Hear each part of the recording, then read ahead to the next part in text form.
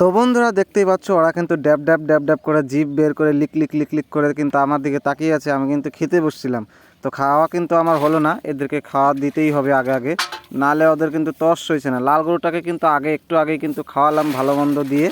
শুধু লাল গরুকে দিলে তো হবে না, কালো গরুর জীবও কিন্তু লিক লিক করছে, তার জন্য কিন্তু তাড়াতাড়ি করে দিতেই হবে।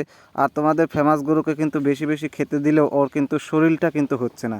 শরীর হবে কি করে? সব সময় ঘৃণা ভাব থেকে যায়, মানুষের যেরকম একটা রোগ থাকে যে ঘৃণা ভাব, এই কালো গরুটারও কিন্তু একটু ঘৃণা ভাব আছে ছোটোবেলা থেকেই।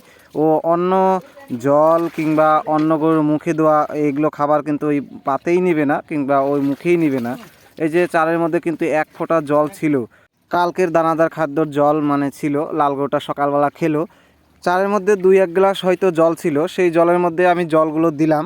দেখো এক ফোঁটাও কিন্তু জল ওই মুখে দিবে না, পাতেও নেবে না। ও এইরকম ছোট্টবেলা থেকে এইরকম আমাদের অবস্থা। ওকে যদি কেউ বাড়ি বিক্রি করে দেয় সে হয়তো বুঝবেই না যে জল খাচ্ছে না কেন। ও বাসি খাবার বাসি জিনিস অন্য গরুর মুখে দেওয়া খাবে না, জল মানে নানান ওর প্রবলেম। ওকে ছোটোবেলা থেকে এইভাবেই মানুষ করে এসে দেখো কত কি দিচ্ছি, তাও কিন্তু ওই মুখে দেবেই না। কারণ ওই একটাই ব্যারাম যে চারের মধ্যে কালকের জল ছিল।